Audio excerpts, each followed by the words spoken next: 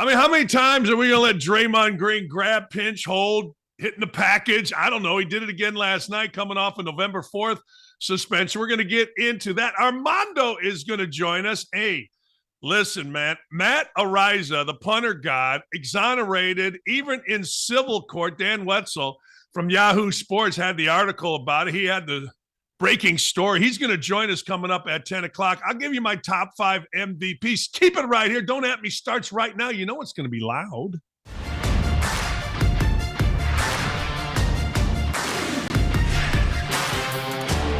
Hey, good morning and welcome this morning. Look, I've had enough of Draymond Green. I like Draymond Green. When Draymond Green was at Michigan State, I liked him.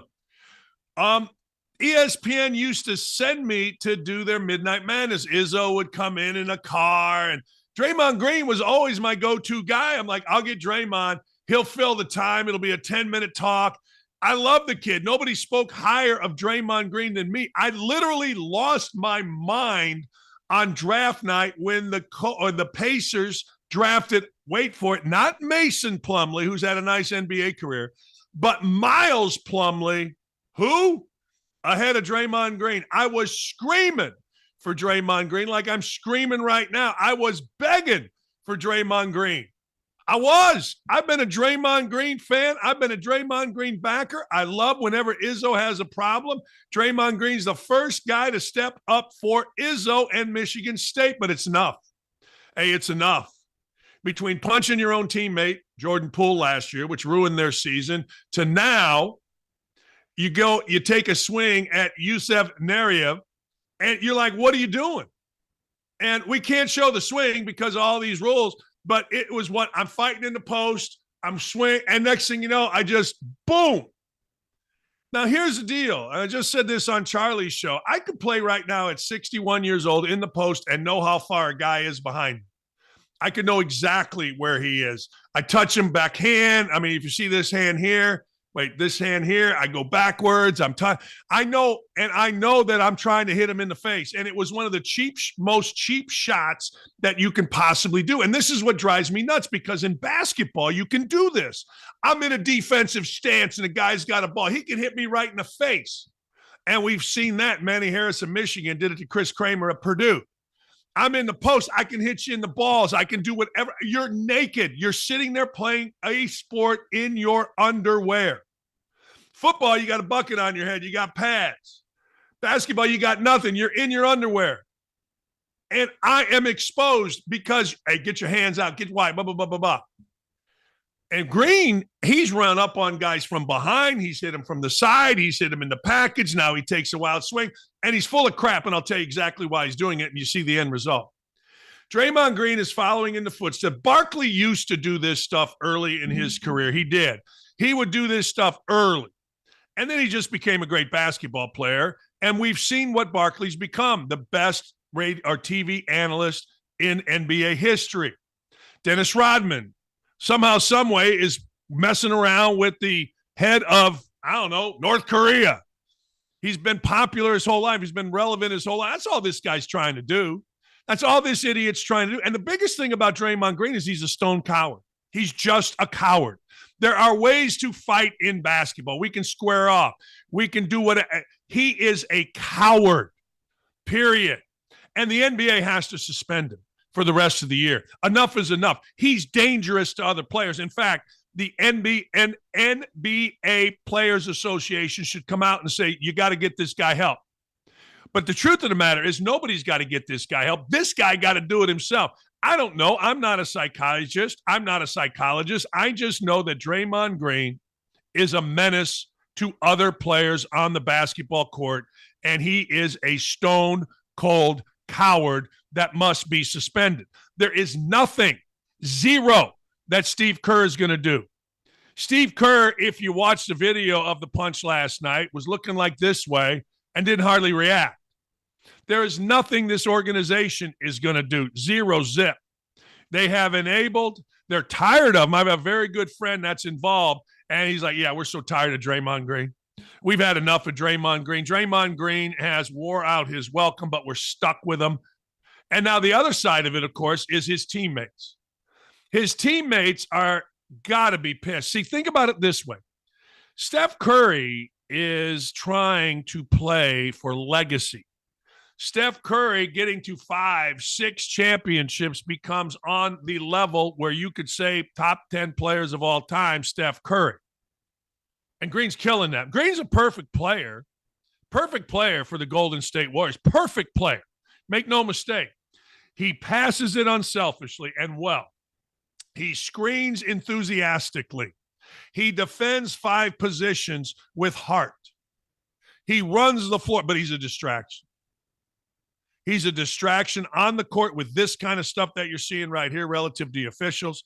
He's a distraction, and we've got to cover for him constantly when he lets it become emotional. And he's a coward. And everybody on his team knows he's a coward because everybody on the team knows how you go about the business of altercations in basketball, and you do not do it the way Green does.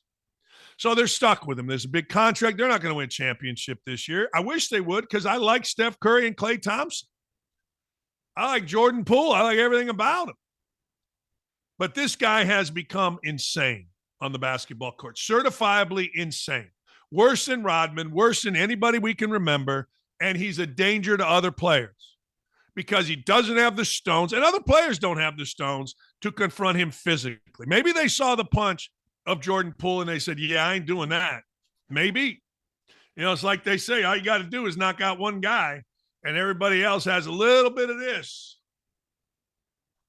a little bit of that in their action. Yeah, but he's such a coward. He got ejected last night. He said he apologized, didn't mean to do it, and he's full of crap. And look at Curry. He's holding him back. It's like, again with this. Look at him. All right, again, and I got to listen to this idiot, and we got to listen to the stupid, because when you're really stupid, which Draymond Green is, you talk loud, and that's it. Just incredibly stupid. Just a dumbass, a menace, and should be suspended immediately by the league, but he won't. He should be suspended by Kerr, but Kerr has no balls. He should be suspended by the Warriors, but they've got no balls either. None. Zero. Don't at me about it. You know what? Don't even try it. The dude needs to be suspended the rest of the year. Let him go away. Let him go in the media. Let him talk, whatever, and figure it out. Period. All right, we talked and touched on this yesterday, and Dan Wetzel wrote the article about it from Yahoo Sports, is going to join us. Matt Araiza, punter god. Matt Araiza came into the league and took it by storm, punting, and now, because Pat McAfee has made punters cool, he became the punter god. Next thing you know, a woman claims that at 17 years old, she was gang raped by Araiza and some of his teammates. Turns out, Araiza did have sex with her, consensual, proven. Turns out, Araiza wasn't even at the party, whatever you want to call it, where the woman alleged that she was raped. No charges were filed. Yesterday, the woman dropped her civil lawsuit under a couple of things. One, that Araiza dropped his defamation suit, fine.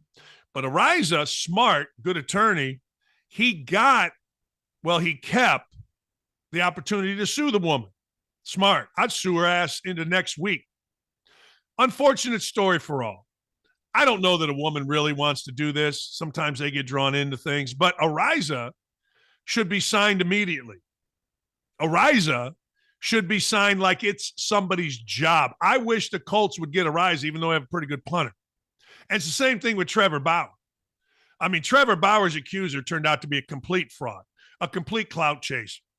In bed with him the morning after she allegedly was assaulted, sitting there taking videos of herself, acting all happy and proud that she betted a $90 million baseball player. It's disgusting, and it's sickening. I go back to what my sister said. As a 25-year prosecutor, I don't believe anybody. And I've told you this story before. My sister, big-time football player at Indiana, accused of rape, not assault, rape. He was going to jail for a long time. Little girl comes in, little white girl, Southern Indiana style. Little white girl and her daddy came in crying, African-American football player. He raped me. Okay, my sister's listening. asks the father to leave, shows the girl a video. The video, it was taken by the football player. Obviously, it was consensual. Not the greatest thing for the football player to do, but it saved his life. My sister looks at the girl and says, you want to continue this? You want me to bring your father in here, show you this? Or you want to get the hell out of my office, and I will not press charges against you? My sister, a 25-year prosecutor, is who I listen to. I don't listen to anybody in the media. I don't listen to nobody nowhere.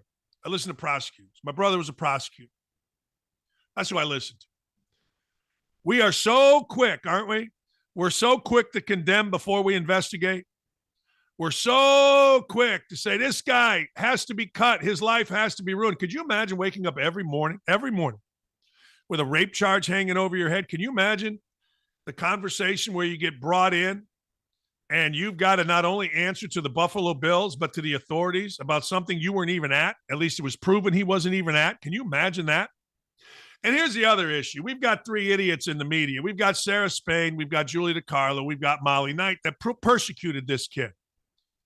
Absolutely persecuted. He's guilty. Believe all women. Really? Here's my problem with female sports media.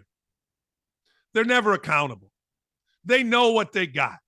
They know they don't have to be accountable. You think Sarah Spain, Molly Knight, or Julie DiCarlo are ever going to come out and say, you know what, we got this wrong, and we apologize? Hell no. They're so insecure. They'll talk about feelings, and they don't know jack shit about sports. But they know how to attack. They know how to attack whether it's race or whether it's something like this, but they certainly don't know how to be accountable, and it's disgusting. That's why I love Charlie. Charlie in the morning is awesome. I just did Charlie's show. She's awesome because she's like my wife. She's like a dude girl, like just common sense, not worrying about her place. Julie DiCarlo and Sarah Spain worry about their place. Sarah Spain got a job because she showed off her rack and made a song and tried to sell it on the internet to go to the Colts game or go to the Colts against the Bears, and made a song that says, I want to F Steve Bartman. Next thing you know, she gets popular doing what? Nothing at WMVP, and she gets a show on ESPN. And she, in a back and forth with me, I admired her for this, doesn't understand that she was a complete diversity hire. Julie DiCarlo has nothing. I mean, she got nothing other than she's with Deadspin, which tells you where that is. And, of course, Molly Knight with USA Today crucified this kid. And now that it's come out this kid did nothing wrong, Molly Knight has hidden behind protected tweets. They're cowards as well. They're the worst of the worst. Awful. But they'll be the first. They'll be the loudest when it comes to an allegation. Not an investigation. Not the result of an investigation, an allegation. You don't hear them when the investigation proves that they are full of shit, they're liars, and they're dirtbags. That's just who they are. And if you don't like it, tough. And I'm sure there's some guys out there too, but I know the three most prevalent were those three women. I don't respect them. It's like when Chip Kelly came to the Philadelphia Eagles and every little woman journalist on Twitter, yes, please, more of this. Yeah, shut up. It's a half of a football game. Or you watch watch college softball. That one analyst on college softball talks about the actual game. They talk about the feelings and the emotion. Get out of here with that. But here is what the lawyer for Araiza had to say. While we're here celebrating this victory with Matt and his family, this win is bittersweet. Matt has been forced to defend himself for the last 16 months against false accusations and a campaign to ruin his career in the NFL. He'll never get this time back in his life back. And he'll never get an apology, ever, from people that immediately went and crushed him. Just imagine. Just imagine. You're a young guy, and allegations of a gang rape hit you that you weren't even there. You weren't even there. And you go, what? No, you're cut. Then you're reading USA Today or you're reading ESPN. You got all these women groups calling you a rapist, blah, blah, blah. And you're like, what? Takes a strong person to handle it. A lot of guys would jump in the bottle. A lot of guys would jump into pills. A lot of guys might jump into whatever. I hope he's back. I tell you what, as a Colts fan, I'd take him right now. I'd take Trevor Bauer too. I'd take Trevor Bauer today, tomorrow, the next day on the Cubs in a second. Now, if he's no good, don't take him. But if he's good enough, shoot. And that's why, again, I love Charlie.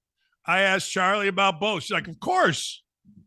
Just because somebody alleges something doesn't mean it's true. Haven't we seen this?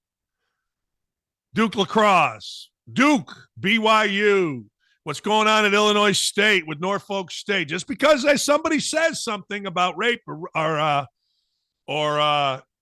race, it ain't. I've dealt with it for 2 days from some idiot named Drew Shafito, who I kicked out of West Virginia. Beeline kicked out. Oh, Dakich is a bigot. I met him one time in my life. He's a racist. Good. Keep calling me that.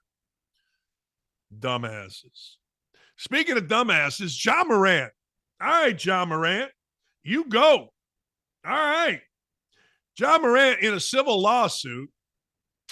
Well, Ja Morant said that he had to punch a 17-year-old in self-protection. He said we were playing pickup basketball game, and I just had to punch him. Here's a little video of Ja Morant.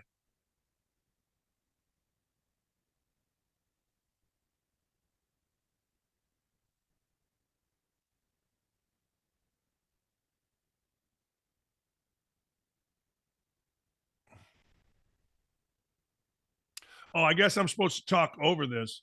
Well, Ja Morant is explaining in a courtroom what happened. Isn't that funny? Isn't that unbelievable? Here he is, an NBA superstar. His mom is such a pos that she causes a Foot Locker employee to get beat up or allegedly beat up or intimidated. His dad is all around it. So this is the deal. After watching this clip, I feel like they're going to try and say the young dude was just checking the ball and not trying to hit Ja Morant in the face. Well, I don't know. You check the ball. Sometimes guys act like idiots. And don't tell me a 17-year-old shouldn't get hit sometimes. He should. Now, I don't give a damn. If we're playing basketball and you act like a complete jackass, you're taking a chance. But when you're an NBA superstar, I guess he's a superstar. When you're an NBA guy, you know what? You probably shouldn't go around punching 17-year-olds. Truth of the matter is, you probably shouldn't go around punching anybody, unless you're Draymond Green, and then you're going to make a career at it. Ja Morant is serving a long suspension. He's about ready to come back. And here's the deal with Ja Morant. Ja Morant will be seen as a conquering hero because isn't that what we do? We celebrate. We celebrate the guys, the fellas. Ja Morant is anything but one of the fellas. Ja Morant was raised by parents who, before fame hit him, were unbelievably great parents. Everybody that covered Ja Morant when he was in college, Seth Greenberg mostly, will tell you what a great kid, what a great family. Guess what? Fame got him. Then the dad thinks he's Usher standing courtside getting in hassles with people. The kids go and his little thug buddies are flashing guns at Pacer personnel underneath stadiums. His brother's been banned from the NBA. I mean, I've always said this, and I'll continue to say this, and I won't ever stop saying it. Fame is hard to handle. Fame is as hard to handle as anything that there is. Now, you say to me, well, I would love to have to handle that. I would love to have $100 million. Yeah, sure, we all would. But is anybody talking about the $100 million right now? Is anybody talking about averaging 30 in playoff share? No, they're not. They're talking about what a jackass the guy is. Now, does that affect him? No, because he's got guys around him, his boys, his fellas, his crew, his posse, whatever you want to call it, his friends, that are protecting him, that are telling him how great he is. And unfortunately for Ja Morant, his parents bought into it. I mean, the stories all in and around Memphis are legendary about the jackassery that mommy and daddy Morant, and it's not them. It's not who they are. But I got to tell you, it's who they've become, and that ain't a good thing. That ain't a good thing at all. See, here's what I hope for Ja Morant, and I really hope this for everybody. I hope he becomes who he is. Like, I hope he becomes who he is and not who he thinks he's supposed to be. I think the world of African Americans is really difficult. I've talked to a number over the years. You got to act a certain way, or else you're, quote, too white. You got to act like you're from the hood. Now, how's acting like she's from the hood helped Angel Reese? Has that helped her? No. She's a mess because that's not who she really is. But she felt like she had to act that way, and it's sad, really. White dudes don't have to act like anything. Of course we do. Absolutely we do. But we don't have to. I think it's a damn shame. And African Americans of sense will tell you it's a damn shame that they have to act a certain way or else they'll be seen as too white. Nah, it's ridiculous. John Morant deep down is a good dude. John Morant deep down is the kind of dude that you would want to hang out with. At least he was when he was in college. I hope he gets back to that. You know, we always say, and we talk about forgiveness. I say it all the time. I go to church, Traders Point, and Ryan gets up there and he's the preacher and he tries to put himself in our, well, I've done this. You don't even okay, great. And everybody in the audience talks about forgiveness. How many of you have sinned? Oh. How many of you want to be forgiven? Oh. But forgiveness doesn't happen when it's your turn to forgive. It doesn't. It doesn't. Rarely, ever. John Morant may have gotten really, really lucky. He's really lucky he's not in jail. Your idiot friends point a gun at the Pacers underneath the stadium. Somebody should be going to jail. Your idiot friends post a video of you with a gun in a car after you've been suspended for a gun. Then guess what? You're lucky you're not in jail. That's Morant's dad. Now, Morant's dad's got a big picture of whatever. Look at him. That's not who he is. That's who he thought he had to become. Sitting with the white dudes. Trying to be down. Just be who you are. It's not that hard. It makes you feel good. It's got to be exhausting to be somebody that you're not. It's got to be exhausting to worry about living up to expectations. That's why I like my life. I don't have any expectations. It's just Dakich. No biggie. Something to do. Hope he gets back to that. Hey, you're going to love this. You ready for this? A Dallas Cowboy employee, a contracted employee, decided that he was going to run a scam on people coming into the Dallas Cowboys game. Instead of getting his tickets, a Dallas Cowboy employee was charging people to come in cash and then pocketing the cash. It's brilliant. You want in? I don't need your ticket. I need your cash. And then he was going to take it and he took it. He actually took it and he made some money. Now, people aren't happy with him. Of course they're not happy with him. He let ticketless fans pay a few bucks and get in. On one hand, I think it's very philanthropic. Listen to this. Cowboys getting ready to play the Eagles. Attendance going to be 93,574. But apparently attendance a little bit higher. A detective working in the stadium, listen to this, became aware of a contracted employee at one of the entry gates had let people in who didn't have tickets. The employee's job was to scan fans' tickets after they passed through security. So you go through security, and then you got the ticket, all right? He admitted, this 19-year-old did, to pocketing cash. He was arrested and charged with commercial bribery. They didn't say how many people he let in, but it's a pretty good scam. Until what? Until guys try to get seats, they don't have seats, and it happens enough, and people are like, wait a second. See, how you really wouldn't get caught doing this unless somebody ratted you out, but why would they rat you out? $10 got you in, got you a seat. Well, it didn't get you a seat, but it got you in. You know, at Jerry World, there's enough places to just hang out. You can hang out in a bar. You can hang out wherever. Yeah, I don't know. Kind of clever, actually. I don't think I'm supposed to say that. I'm supposed to say, well, bad employee, bad guy, bad teenager, smack him on the head. Nah, kind of ingenious. I got to tell you, I really believe back in my day, I think I would have done this. I think I would have said, hey, look, $20 get you in. Go ahead. I used to sneak people in all the time at Indiana basketball games. I'd be like, I don't know where you're going to sit, but you're in the game. Do whatever you want to do. I don't care. I used to sneak little kids when I was a high school player. I'd bring little kids in our locker room before the game. My coach would go, what the hell? I go, yeah, he's sitting outside. He didn't have a ticket. Brought him and his brother in. It's all good. They can sit on the end of the bench or they can sit in the front row. It's all good. I'm a big fan of letting people that don't have tickets into games. I am. I always have been. I always will be. When I was broadcasting at ESPN, my son at the Big Ten tournament brought a friend of his. Now, my son, his mother and I were going through a divorce. He wasn't very happy. Another one of his friends' mother had cancer. It was terminal. Another one of his friends had lost his dad, and another guy's family had lost their job. So these 4 kids are with me.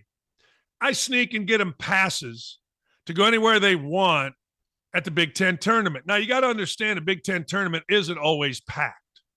It was in Indy, not always packed.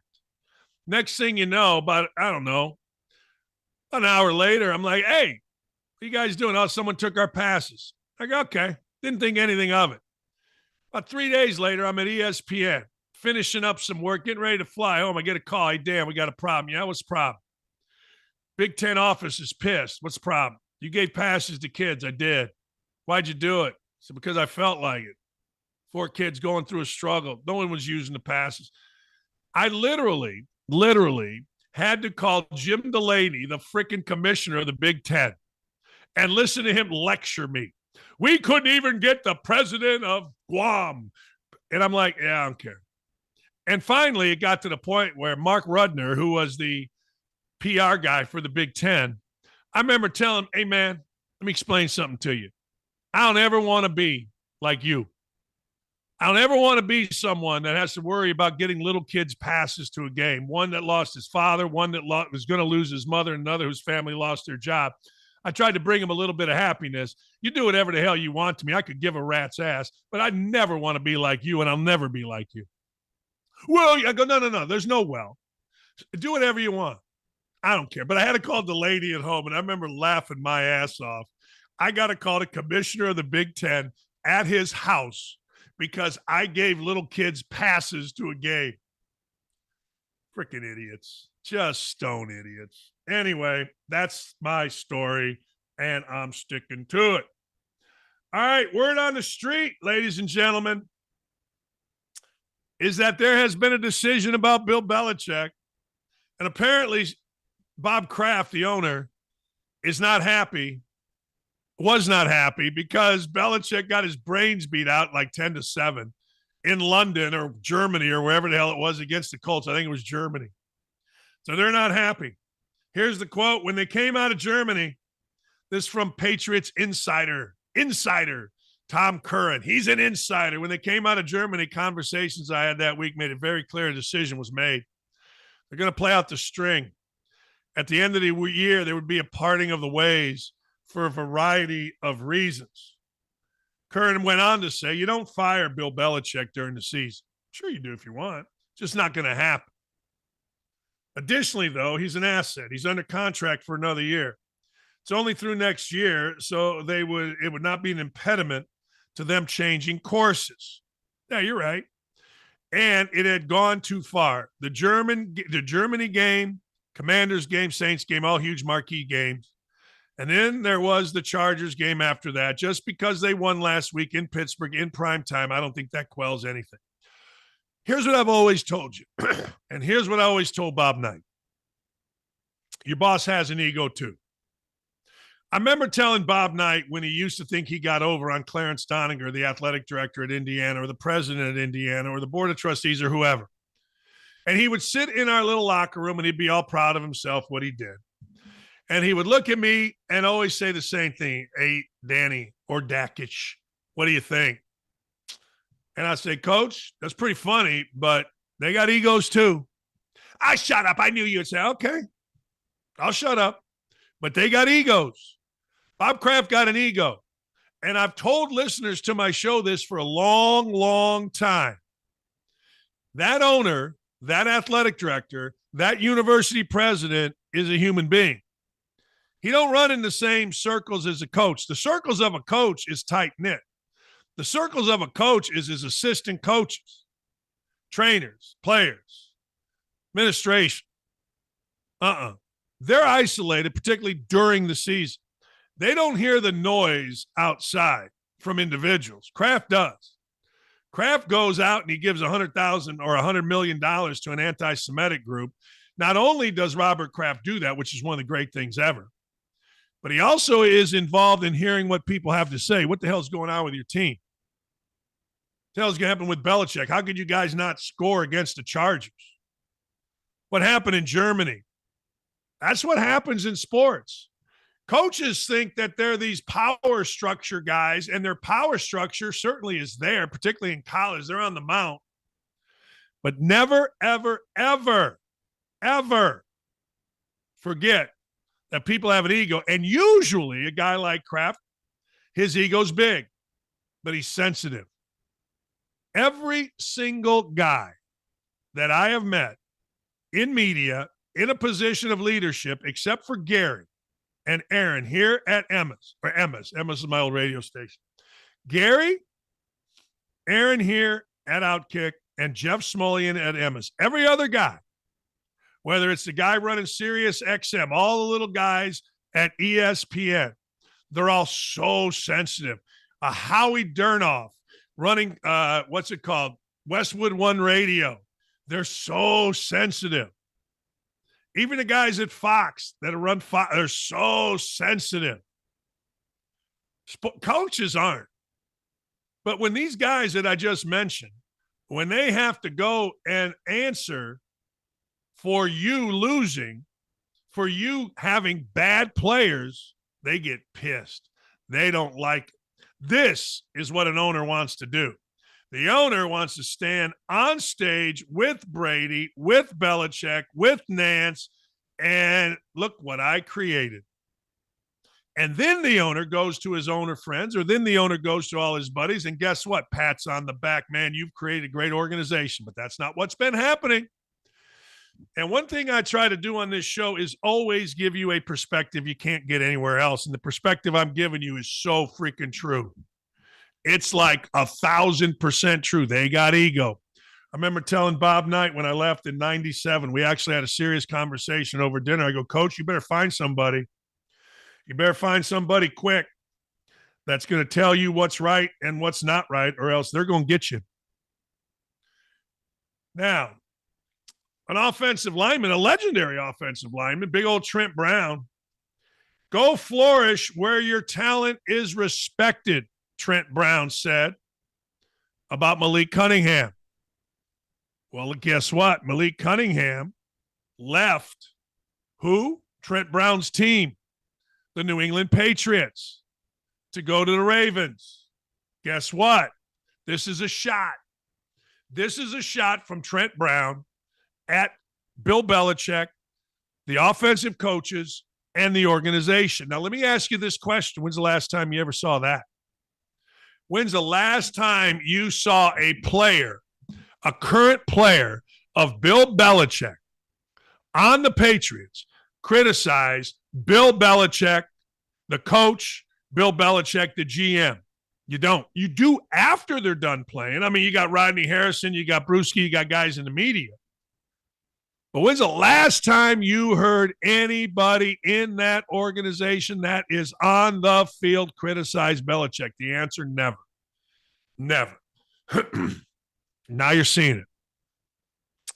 It's no longer you put your finger in the dam.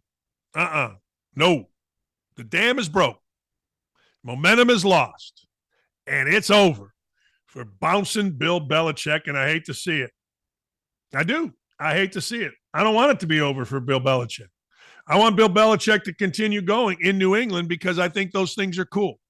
I want him to break Shula's record because I think those things are cool. I do. I do. All right, betting. Listen to this. College football betting, over 20% of Heisman votes were on Colorado's Shedeur Sanders and Travis Hunter. Bettors absolutely loved Shedeur Sanders. They should have too. I'll tell you right now. Early in the season, Shedeur Sanders was the guy. He was the guy. He was the guy until he got the hell beat out of him. But you got to give Deion Sanders great credit, don't you? I think you do. You got to give Deion Sanders credit because what's he done? He's done what he said he was going to do. And what is that? He went out and got an offensive line. He did. He went out and got himself an offensive line. He went out and said, all right, this is what I need to protect my son, who, by the way, Shedeur Sanders will win the Heisman next year. You can make book on it right now. I bet you Cashman's already on it. Over 20% of the tickets placed on the Heisman Trophy were on Shedeur Sanders and Travis Hunter. Sanders got the most tickets of any player, nearly 12%, while over 9% were on Hunter to win the award. Of course, neither player came close, but their shares are a great example of just how popular Colorado was through the first month of the season. That's right. Hey, I said at one point Shedeur Sanders was the favorite for the Heisman Trophy because he was. I mean, look, he didn't have to go 10-0 or 9-3. When they won 4 games, in fact, the fact that they won 4 games this year has everybody still saying what a great season it was, not that they lost 7 of the last 8. I got to tell you, you can be critical of a lot of things of Deion Sanders if you want. But Deion Sanders delivered thus far in the offseason. Got linemen. This kid's a good quarterback. I don't know what's going to happen with Travis Hunter. Who knows? Seems like a great kid as well. Long story short, though, you can bet your bottom dollar that Shedeur Sanders is going to be the favorite. Speaking of favorites, let's talk about the latest odds to win MVP. Our friend Cashy talked about it yesterday on an email. Dak Prescott has gone from plus 4,000 to plus 150. What that means is if you bet 100, you get back 250. You're 100 plus 150. Purdy next, Lamar Jackson next, Hurts next, Tyreek Hill fifth. I'll tell you this. I'll give you my top 5, and they're all the same 5, except I'm moving Hill third. I think if you're going to vote for a quarterback at this point, now it could all change, but I think if you're going to vote for a quarterback at this point, it's either going to be Prescott or Purdy. So I'm not going to – if I'm going to be a contrarian, and he's got to get healthy, he's got to get back. But if I'm going to be a contrarian, I'm not going with Jalen Hurts. That's not being a contrarian. I'm not going with Lamar Jackson. I think you either vote for Purdy, you vote for Prescott, or you vote for Tyreek Hill. I'm putting Tyreek Hill third. So my 5th is Lamar Jackson. You know about my love of Lamar Jackson. Love Tyreek Hill too.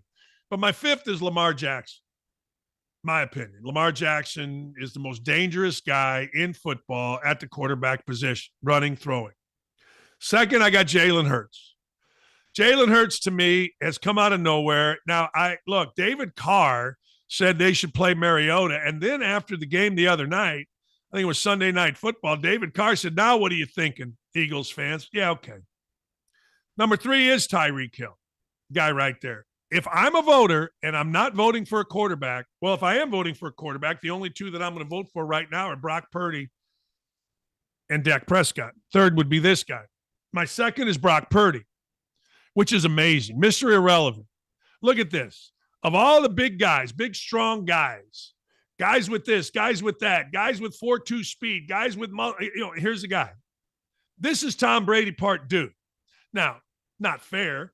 I mean, maybe I'm saying he's Tom Brady part 2 because, well, what does he do? See, I think Tom Brady was the best thrower of the football, not named Dan Marino, that I've seen. This guy's pretty damn good. Look at him. Looks like he could be playing in high school physically. And the number 1 is Dak Prescott. You get mad at Dak Prescott all you'd like. You can say whatever you like about Dak Prescott, but Dak Prescott has turned it on, and the Cowboys are legitimately good. Now, I understand, just like Purdue basketball, it don't matter to fans what the Cowboys do during the season. I get it. I swear to you, I do. But the fact of the matter is it matters to voters, and it should matter to voters. And that dude is in fuego. That dude is rocking and rolling. That dude is balling, period. And if you don't think he is, that just means you ain't paying attention. And start paying attention, will you please? Because I'm going to win you some money here. All right, Armando's going to join us. Dan Wetzel's going to join us. Dan put out the story on Matt Araiza, and we're going to talk about that. We're going to talk about would teams get blowback for signing Araiza, and I got to know what's going on in Miami. I got to know. Is Tua a game manager? I don't know. Tua's just good. Armando next. LeBron is saying, hey, I'm looking forward to his first game. I've already told my teammates that if they're playing on the same day we're playing, I'm going to go catch them the next game. Family over everything. The perfect scenario is that he's opening on a night where the Lakers don't have a game, and he's opening in Los Angeles at home for USC. But this goes to two things that I think of. Number one, they have the load management rules now in play for the NBA. So you know the floor of games that you need to play in to qualify for all the awards and everything else, whatever. This goes to the insignificance of the NBA regular season. And Chad, it points to the fact that he's willing just to, oh, you know what? I'm taking a sick day. I'm going to go watch my son play. And I also think that the health issue here is also going to help the perception of what he's doing with the debut for Bronny compared to it's just his debut in college basketball. Well, the health thing, fine. All right, that I get part of that, but he's also been around him, as he's recovering. He's been practicing, and now he's going to be playing right. in the game. He's been in LA. You're right. LeBron James makes $49 million this season. Okay, he just signed a 2-year, $99+ million contract. $99 million of that, which is guaranteed money.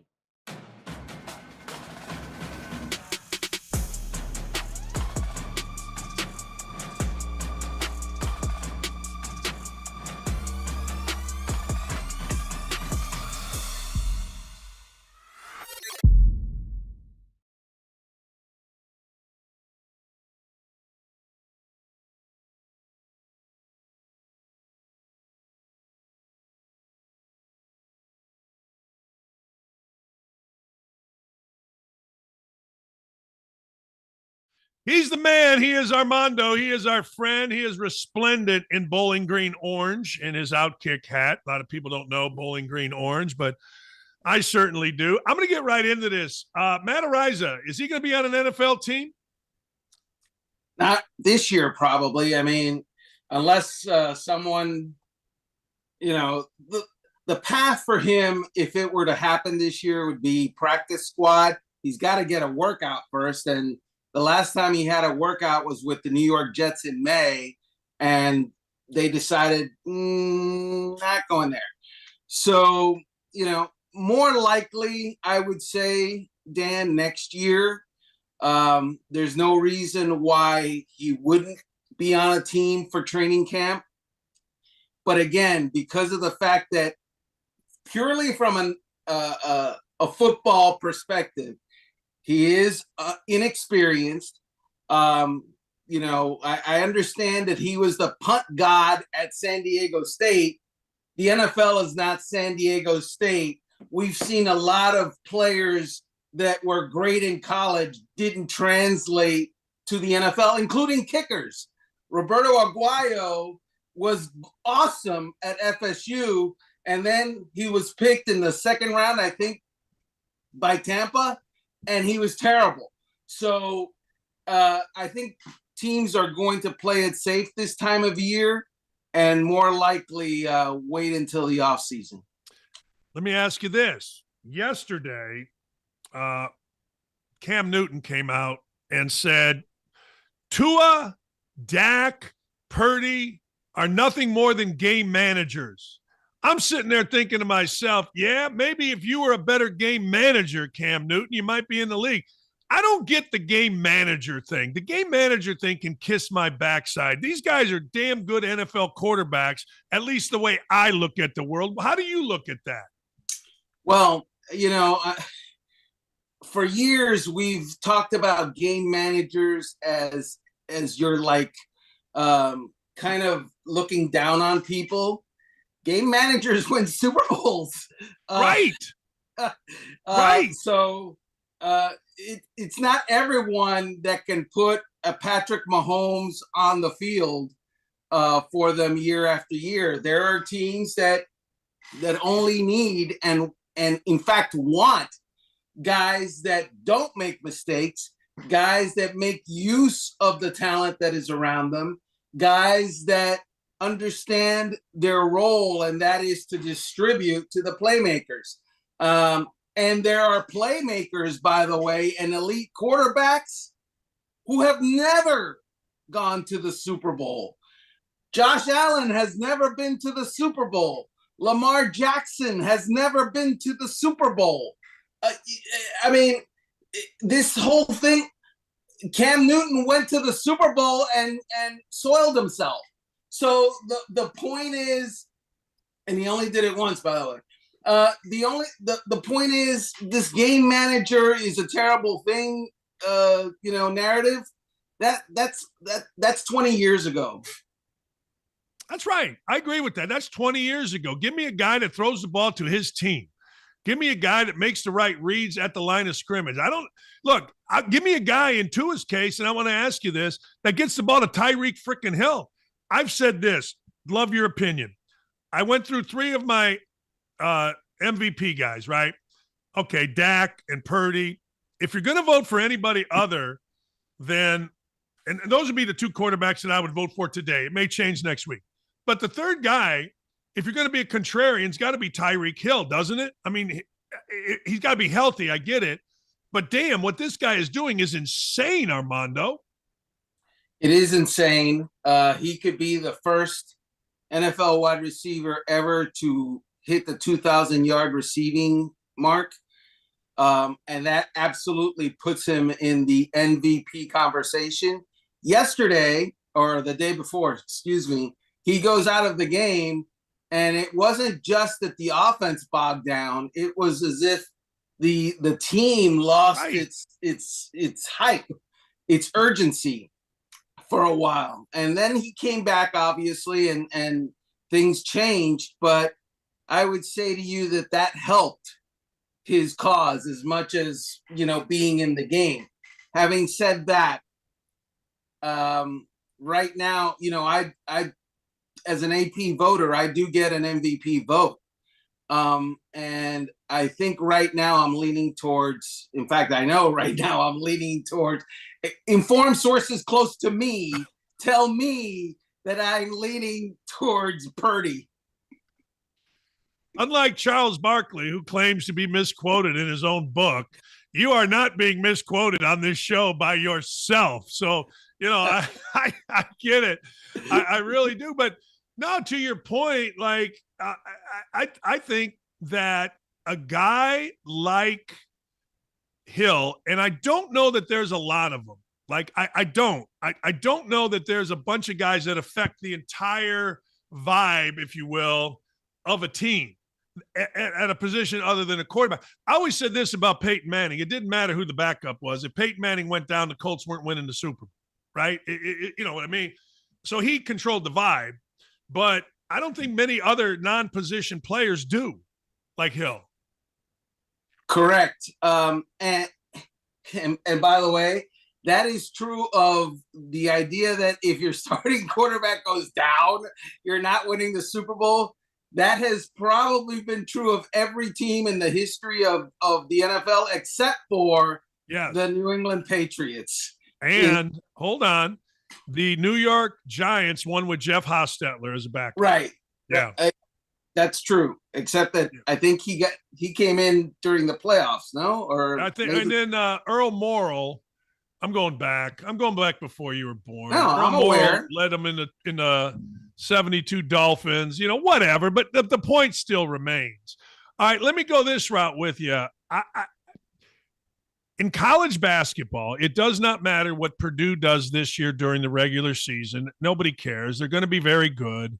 It's what they're going to do in the NCAA tournament. I feel like I might as well be talking about the Dallas Cowboys. I might as well be saying it does not matter. We've seen the Cowboys be good, but does this Cowboys team have a different vibe to it? I don't know. Yeah. You know why I don't know? Because I've seen Cowboy teams be very good in the regular season for years, and then they go to the the tournament, if you want to start using college basketball terms. They get to the tournament and they look different, and the collar tightens up a little bit. And suddenly the gambling that is done during the regular season on play calls diminishes. And suddenly the urgency of the moment overcomes them, and they look terrible. And the only way we're going to judge the Dallas Cowboys this year is not what they're doing now. It's what happens when the playoffs come. And it's not me that's judging them. It's not their fans that's judging them. It's the owner of the team. Right. He has stated, Jerry Jones has stated, we are a good team. We have put together a great roster. The measure of our team will be in the playoffs. And that's how he's going to decide on the future of his coach. And that's how he's going to decide on the success of his team. Hey, I got to tell you something. I've always said this. You don't think about a kicker until you need a kicker. But that guy kicking for the Dallas Cowboys, holy crap. Kicker talk. Yeah. Yeah. Kicker talk. Yeah, because they're going to win games for you. No. I mean, look, up and down that roster, Jerry Jones is the general manager. And there's a narrative that you don't want owners being football people, right? You don't want owners being the guys making football decisions. Jerry Jones makes football decisions for the Dallas Cowboys. He has put together a great, not good, great personnel department. And up and down that roster, they have found guys that, dude, I mean, for a while there, you're talking about MVP and all those awards earlier. For a while there, Deron Bland, who is a backup cornerback to a guy that got a $98 million contract, when the $98 million man went down, the backup cornerback comes in and he breaks an NFL record, returning 5 interceptions for touchdowns in a season when he starts his first game in game 4 or 5. So, I mean, that is some great personnel department work. Answer me this question. Stephon Gilmore comes to the Colts a year ago, and the entire Colt media and team and everybody, we got a leader, blah, blah, blah, blah, blah. He didn't have a very good year. I mean, he was fine.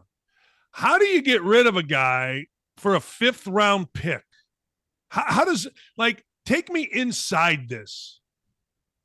Yeah, I get the feeling that the Colts are almost surprised that they're doing as well as they are, okay? Let's be honest. This year is a rebuilding year in Indianapolis, and that's what it was supposed to be from the jump. And then all of a sudden, Gardner Minshew, good Gardner Minshew shows up. Wait till you see bad Gardner Minshew, and you will see him. Oh, we have. Yeah. Okay. And he shows up, and the defense, steps up in moments. And all of a sudden, they kind of, I wouldn't say they catch fire, but they catch a wave. And it looks good. They're never going to say it, Dan.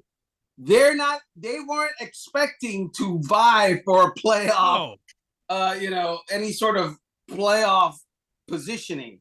And yet here they are, and it's a great story, and it's fun, but the Indianapolis Colts were the entire time pointed towards, the next few years. And by the way, the success this year may have set them back because Anthony Richardson now needs experience all over again. And the picks that they're going to get in the draft will be lower, and the slotting will be lower because their success is greater this year. The funniest thing was coming out of this Sunday about people that I apparently hang with. They're pissed that their team won. Jets fans that I know are pissed that their team won. Titans fans are pissed that their team won. New England fans are pissed that their team won. I get it, right? It's what you just said. You lose a better pick, and picks make a big deal. But damn, dudes are pissed when their team wins in the NFL. Yeah, and that's I blame the Miami Dolphins. Blame, credit, whichever one you want to pick. In 2019, basically they dismantled the veterans from their roster. They put together a AAA team, basically, and it was all meant. They were paying teams to take their players. They traded Ryan Tannehill to the Tennessee Titans, paid Ryan Tannehill his salary so the Titans would take him and give them a little bit better draft pick. And they did it multiple times, that move. So they they tanked. And the entire idea was, we're going to do this so that in the coming years, we've set ourselves up for great salary cap space and higher picks and more of them. And right now they would turn to you and say it worked, because look at us. We're 9-3 or whatever they are, 9-4, and we're a playoff team and a contender. Other teams are looking at that and have looked at that and have decided not to as actively do that, but fan bases, they realize, look, the New England Patriots' hope is not to rally this season. The New England Patriots' hope is to get a great quarterback in the next draft and rally the next 15 seasons. No, I get it. I totally get it. Speaking of New England, before I let you go, you buying that report that says the decision's already been made on Belichick? No. So what happens if Bill Belichick wins out? Right. He's already on his way. He won last week, and they don't have enough talent probably to do it. Let's just establish that, okay? But they still have good coaching.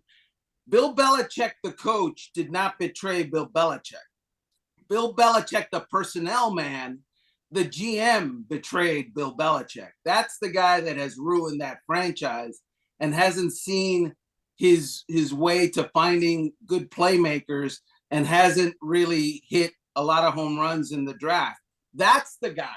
But as far as you've got them on the ground, you've got them in your building, he develops players for the most part. He develops a lot of players, and they often go elsewhere and stink. But after playing well in New England, so I don't put it past the Patriots to win and do some winning at the end of this year, in which point then a decision will be made. All these decisions that are, I don't know what they accomplish anymore, these in-season firings, because look at the Carolina Panthers. What did they get out of doing that?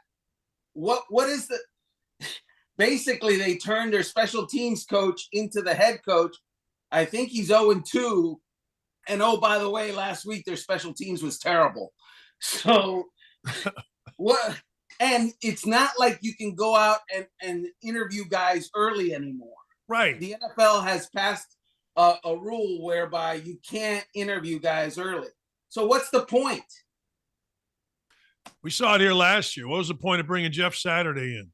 Like, what was the point? You know, like I said that at the time. Like, what? Okay, you think this is gonna, George Gippum, like win one for the old Saturday kind of thing? You know, I mean, I'm with you on it. I don't understand the point, because Carolina's gotten worse. And look, if you, I guess it makes you feel good. I guess maybe it makes you tell your fan base we care. I don't know, but I'm with you. Hey, Armando. The Raiders lost a 3-0 game. The Raiders lost 3-0 last week under Antonio Pierce, who had them all fired up and feeling super urgent the first two games, and all of a sudden that change has gone in the opposite direction. there is no magic pill where a guy magically comes in and turns a bad roster into a good team. That's exactly right. No, you're right about it. And Pierce did exactly what Saturday did. Saturday won his first game, and everybody's like, look, see? And then Pierce did the same. Hey, Armando, thank you, my friend. If I don't talk to you, have a Merry Christmas. Merry Christmas, Dan.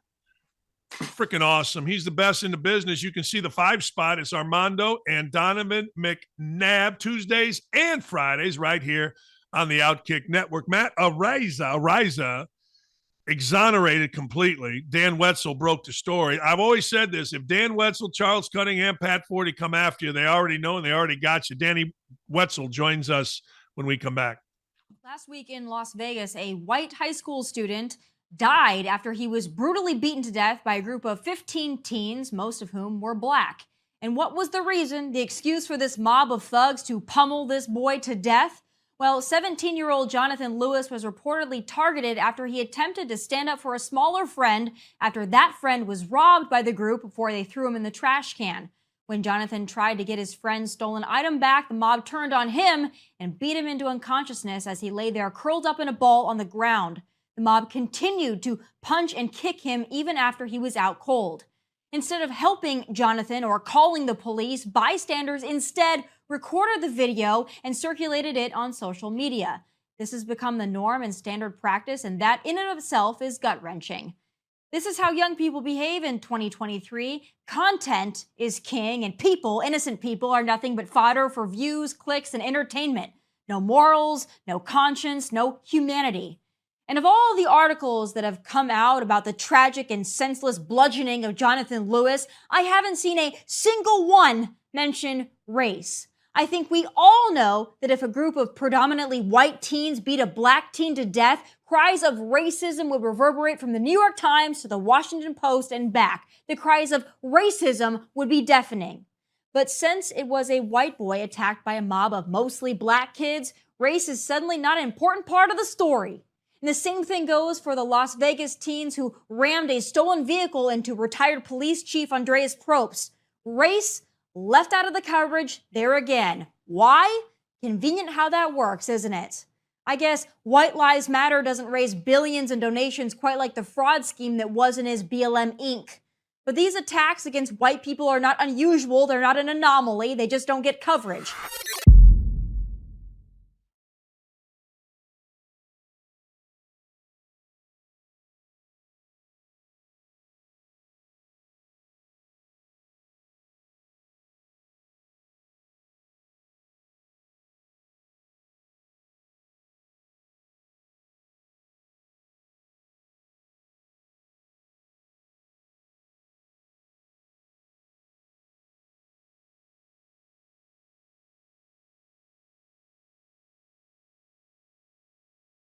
Hey, welcome back. We always like some emails from our listeners. Danny Wetzel coming up at 10:30. But let me recap the top stories of the day. First, I've had enough of Draymond Green, and I think you have too. Anybody with any common sense has got to say enough's enough. The latest incident, Yursev Nurkic, he takes a swing at him and connects as they were fighting for post position. We can't show it because it's NBA TV or whatever it was, but long story short, when you play in the post and you're Draymond Green and you do it every day, let me tell you something. You know exactly where your defender is. You know exactly how close or how far. And you also know that you can hit him or you can't. And Draymond Green hit this guy, knocked him down. And it's the latest in chicken blank shots, cheap shots by Draymond Green. Draymond Green should be suspended from the NBA for the remainder of the year. Enough is enough. He just got suspended on November 4th for choking Rudy Gobert. He's been suspended numerous times. The technicals are boring. He's hurting his team. He's hurting the league. He's hurting the product. And now, once again, he's hurting other players. Now, he's a menace. And he's a coward. And maybe he's always been a coward. I never felt Draymond Green to be a coward until really the last few years. I always thought he was a guy that was about winning. But in the last few years, he has become a coward. He is trying to make himself a media star. Look, in his world, he's down, baby. Draymond, you're the man. Draymond, you're so cool. Draymond. Where Draymond goes somewhere, it's a big event. He's like a Kardashian or like Barkley or whatever. but he's really just a coward. He's just an insecure little coward. And apparently his Smiles company just went under. He always did commercials for this Smile, he and his mother, and it went under. So maybe he, as Charlie alluded to this morning, maybe he is having a little bit of financial trouble that is making him sad. But no, he is acting out like a child, and he needs to be suspended. Somebody needs to be the adult in the room. I don't care if Draymond Green is 40, 30, 20, or 80. He's acting like a petulant child, acting out, and he's hurting others. He's like the little kid in kindergarten who keeps shoving people down. At some point, you got to say, look, little Johnny, you're a pain in the backside. Go sit your ass in the corner. And if you don't want to sit your ass in the corner, then I'm going to sit on you. That's what I used to do with my kids. Nose in the corner, I would tell my kid. Nose in the corner. And if they reacted, then I would give them the size. What's the size? I would throw them, sit on them. Just lay there on them like this, like a big lump of crap that I was. I'm going to give you the size of Rolling Stone. Rolling Stone, I would roll over on them. But Draymond Green needs the size. Draymond Green needs a Rolling Stone. Draymond Green needs a timeout. Draymond Green needs nose in the corner.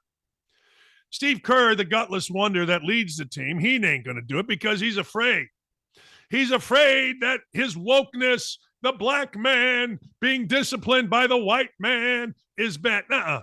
And apparently the organization feels that Draymond Green's contributions on the court override anything that he is doing to embarrass not only himself, not only Kerr, but the organization as well. Wokeness sucks, and you're seeing it, and they're afraid of Draymond Green. The other story today is Matt Araiza.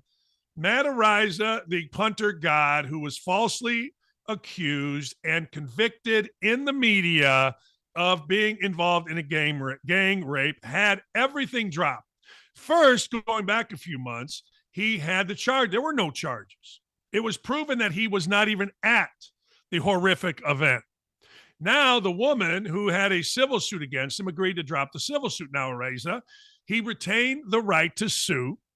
He admitted no guilt and made no payments. The woman asked Araiza to drop his defamation suit. Good for Araiza. He did. However, he still retains the right to sue this woman, and he should sue her ass off. Don't even take the money. Can you imagine a 16-month ordeal where you go from being a NFL player to a freaking human being that is scorned at every turn and has to worry every day about a trial, about going to jail, and you knew, and it's turned out to be proven that you weren't even there? That's horrible. I don't care if you're an NFL player. I don't care if you're Joey Bag of Donuts. I don't care if you're Slim Pickens. I don't care who you are. I don't care what walk of life you are, whether you're homeless or you live in one of the big old houses here in Naples, Florida. That is awful, horrible, horrendous, horrific. Garbage. Nobody should have to live that way. Here's some emails. Andy Trube wants to know, hey, Dan, why does Woody, Mike Woodson, allow his stud freshman, Mabako, I think is his name, not to guard? Looks lost on defense. God forbid IU is in his zone. I realize he's the only shooter they have, but mercy, he gets killed on defense. No accountability. I think if you don't guard, you don't play. Well, that's pretty good. Last game, every tip dunk they gave up was because Mbako did not put his ass on anybody. See, Indiana fans know. You don't mess around with Indiana fans. You know, Bruce Pearl said it on the show the other day. Indiana fans, not only do they know, they know when to cheer. They know when not to cheer. They know who missed the block out. They know who didn't throw the ball to the right side. They didn't throw it away from the defense. And it's fun. And Kansas is going to run into this. Kansas is going to run into a juggernaut coming up on Saturday. I don't think this is a very good Kansas team. I don't think they can shoot. And I think you got to be able to make shots to beat Indiana this year in Assembly Hall. That's what I think. What do I know? Hey, Dan, this is from Eric W. I always wondered why a 5-star recruit like Arch Manning would stay someplace where they won't let him play. I was surprised to begin with when Arch chose Texas. Too many to begins with. But anyway, Eric, I'm with you. When he chose Texas, I thought to myself, well, they must know something. They must know that Quinn Ewers is, number one, not very good, or number two, leaving. Arch Manning is not that great. Now, I'm just telling you. I watched about 6 throws of him, and I said, all right, yeah, he's good. But he ain't the number one quarterback in the country, and he ain't the number one quarterback at the University of Texas. In fact, if all things were going to be equal, Malik Murphy would be the number 2 quarterback. In fact, Malik Murphy started a game or two when Ewers went down. There are a lot of places he could play. UCLA, Ohio State, Penn State, Mississippi State, Georgia, Washington, Michigan would be perfect. Michigan, he's not playing. He's not playing over J.J. McCarthy. There's no way. All those choices would be better options than where he's at. No way he plays over J.J. McCarthy. Like, he could play at Ohio State, but word on the street is Ryan Day wants to get back to the J.T. Barrett type quarterback where you're a dual threat. That's what Urban Meyer's offense thrived under. When you had a dual threat, I go back to Omar Jacobs and Josh Harris at Bowling Green. J.T. Barrett started over a lot of professional quarterbacks, including Dwayne Haskett and Joe Burrow, because because J.T. Barrett could run a dual-purpose offense, and guess what? He won a national championship, and people then complained about Joe Burrow not starting. Well, look, if you're complaining about winning a national championship, I got 2 words for you. Suck it. That's right. Suck it, people. Won you a national championship. I don't care if Joe Burrow went somewhere else and won a national championship. Urban Meyer played the right guy, as evidenced by winning a freaking national championship. Suck it. William from Starkville. Dan, say what you want about Michigan. We watched a lot of film on Alabama over the weekend. It's clear to me that Michigan is a better team with a better coach. We're not living in the 2010s anymore. Michigan should wipe the floor by double digits. All right. Send me a text, Nick and Nick. This is not a real email. There's no way this is a real email. This is designed by my staff to get me to rip Michigan. You guys think I just woke up stupid? Let me tell you something. I was up at 4 o'clock in the morning today honing my brain. Well, I was up at 4 in the morning because I couldn't sleep, and I did sleep till 6:30. But anyway, send me the text, Nick. I won't say it publicly, but there is no way in hell, no way, that you can tell me ever, never, ever, that that's a real email. Michigan is not winning by double digits. In fact, I will argue that Michigan is a really well-coached team. It was a very clean game, Michigan against Ohio State, by both teams. It was. And I think it'll be a clean game. I think that Saban will have something cleaned up. They have been penalized, as Tim Brando said yesterday, more than any Saban team, but I think he'll have that cleaned up. And I got to tell you something. There is not a quarterback in the Big Ten. There's not a quarterback that Michigan faced that is like Jalen Milroe. I think Jalen Milroe is the fastest, quickest quarterback in America. I think Jalen Milroe's legs are going to be the difference in the game. Now, look, I don't care who wins the game. I honestly don't. The way I will care about it is when the sack man tells me who to bet it. And by the way, we're getting into bowl season, which is sack man's wheelhouse. So we're planning on making a lot of money. I don't care. Like, if Michigan wins a national championship, people say, well, Dakich will be pissed. I don't care. Not a bit. Except if I bet on them or I bet against them. Then, ladies and gentlemen, I care. I haven't gotten a text from you fellas yet. You can tell me whether this is a real email or not. I don't think it is. I think you guys just want me to go off. I don't blame you. That's good producing. Hey, Dan, DEI, diversity, equity, inclusion, is not about truth and morality. It's about preconceived outcome. No one needs to work hard when DEI provides cover. No one needs to be the best of the best. And no one needs to be themselves to show they're an honest human being. Harvard has shown at the highest level how DEI is a horrible overload or overlord to academics, and it starts at the top with their president, Claudine Gay. I don't see how the university and others related to the situation should be receiving any taxpayer money going forward. They become a hostile and unsafe environment, not just for the Jewish community, but for everyone on campus. David, I'm going to agree with you about, I don't understand why they kept this president. Well, I do understand. She's African-American. She's a woman. What are you talking about? I mean, not only it's been proven apparently that she didn't footnote certain things. Like, if you're not smart enough to footnote things, usually the president of Harvard is exceptional. Do you understand what I'm saying? Exceptional. President of Harvard shouldn't be someone that wasn't smart enough to know how to footnote papers, didn't know how to put proper, what's the right word? God dang it, the word's escaping me. I mean, are you kidding me? Sourcing. I mean, you should be exceptional to be a 4-star general. You should be exceptional to be the president of Harvard or Yale or Princeton or Indiana or any of these schools. You shouldn't just be an African-American woman and that moves you to the head of the line that doesn't know how to footnote or source things. But this is where we're at. This is absolutely where we're at. Oh, it's a real email, they said. This is where we're at, ladies and gentlemen. And it sucks. And the tide is starting to turn. Look, I don't care about who's in commercials. I care less. But I will say this. You guys are giving me a headache by hiring people. College basketball is unwatchable. It just is unwatchable because of the announcers. They suck. Most of them were hired because college basketball is where you put your diversity. There's so many games. Hey, man, don't tell me that we don't have diversity. Look at the number of commentators we have that are African-American, and they're all in college basketball or college football, some of them, because there's a lot of that. Yeah, it is kind of funny, really. All right. Wait a second here. Hang on, caller. Hang on here. I want to go with a little What the Hell Wednesday. I want to go with What the Hell Wednesday because this is my biggest fear. I don't know if you have fears. I have two big fears. Both of them came from the show Rod Sterling's Twilight Zone. I know, Gary, you and Aaron probably saw Rod Sterling's Twilight Zone. One of them was a brain-eating bug that they put in a guy's ear. And the end of the show, they got the bug out, but it had laid eggs. Dun, dun, dun, dun. That's why I don't like camping. Because I think a brain-eating bug is going to get in my ear. And I don't need it. I don't want it. But the other thing is a flesh-eating disease. Now, this gal says, I thought it was the flu. I thought I had the flu. But it was a flesh-eating disease that ravaged my ass. This is in Scotland.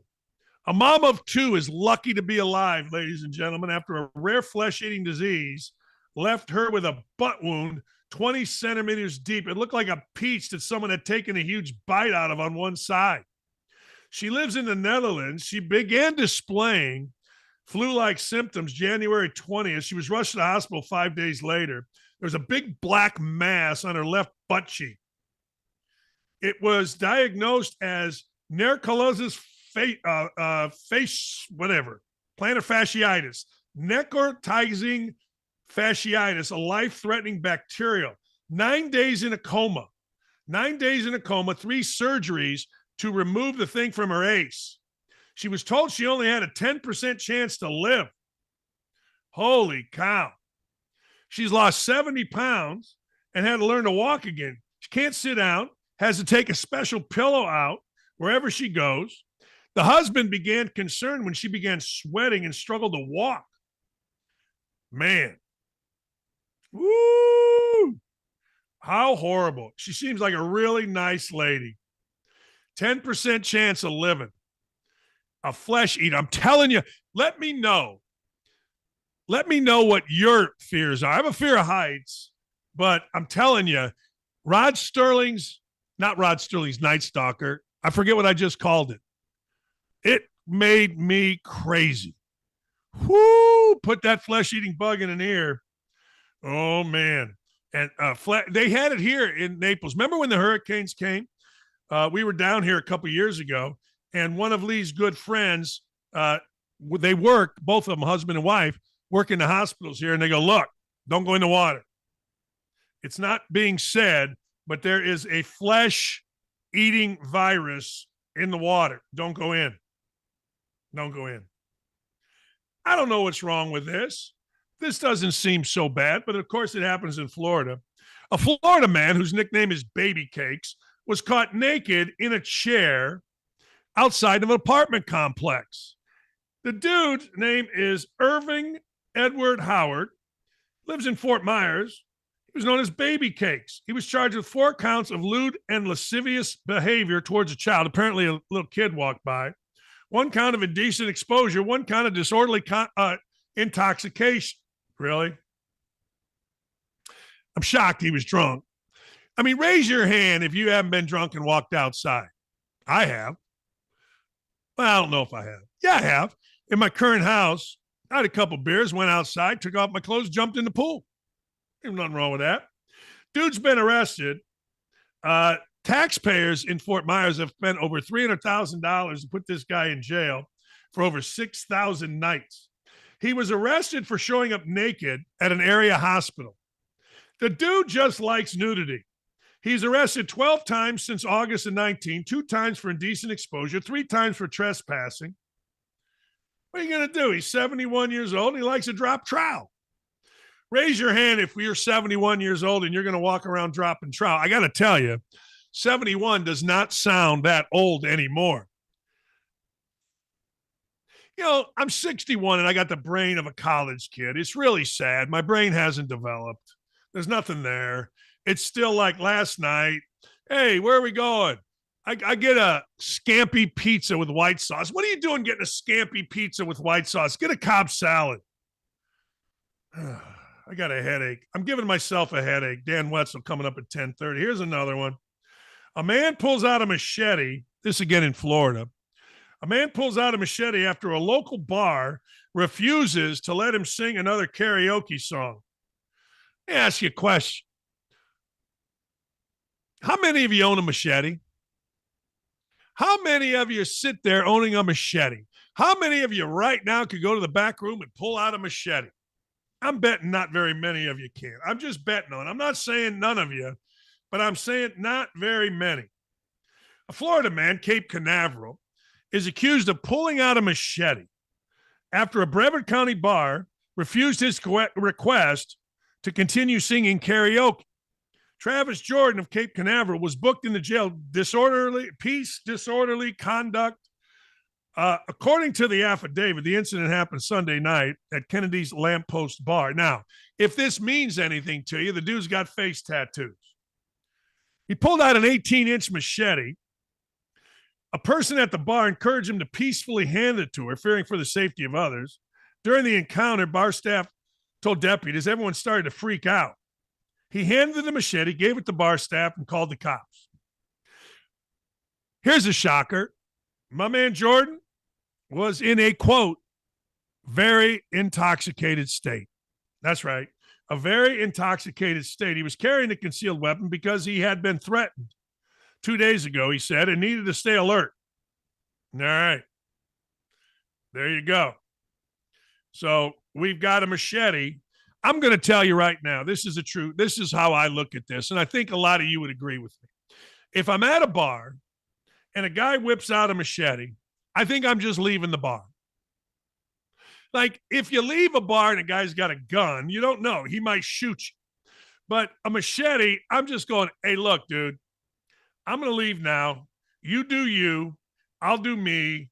But I'm done. I'm out of here. No. A man was arrested after telling a playground full of kids, this in Florida as well. I love the fact that my peeps, Nick and Aaron and everybody's giving me Florida news. And I'm also glad, at least as we sit here right now, that I'm not in the news in Florida. A Florida man was arrested after telling a playground full of kids where babies come from. Now, this guy's brilliant looking. Here's this guy's picture. Look at this. My man's got face tattoos. I mean, his whole face is tattooed. He's got Hunter Biden teeth. He was charged with disorderly conduct after climbing to the top of a playground and yelling about where babies come from. Otis Dwayne, it looks like, Ryan climbed to the top of playground equipment in Clearwater and began shouting at the children, telling them babies come out of a woman. He then yelled, they come out of their blank blanks. All right. At the time, parents were rushing to the area to remove their kids. Holy cow, crazy man's on top. And he's telling kids, babies come out of the bush. He was charged with disorderly conduct, fined $118. Man, oh man. I tell you what, you got to give Florida credit. They don't mess around. Florida ain't afraid. Florida will have all kind of crazy. Who here hasn't gotten on top of a playground set and started yelling at kids about where babies come from? Now, I'm not saying it's in the report, but I just feel like that guy may have been intoxicated. Hey, look at this. A South Florida man is facing multiple felony charges. Listen to this one. After being accused of biting the head off a woman's pet python during a domestic dispute. So Lee and I are scrapping. I'm mad. I'm trying to figure out how to get back at her.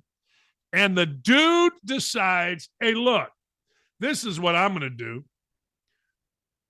I'm going to bite the head off her python, her prized possession. Now that I think about it, and I didn't think about it till just now, what would I do if I was trying to hurt Lee? You know what I do? I throw her mitt in the water. I remember being on our honeymoon, or our wedding/honeymoon.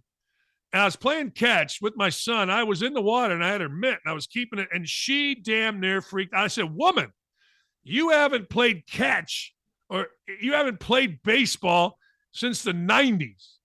That's my mitt. That's my mitt. That's personal. I'm like, man, all right. And she was right. I get it. My son lost my mitt. My Reggie Jackson, A2000. That mitt should be in many Hall of Fames. No airs as a shortstop.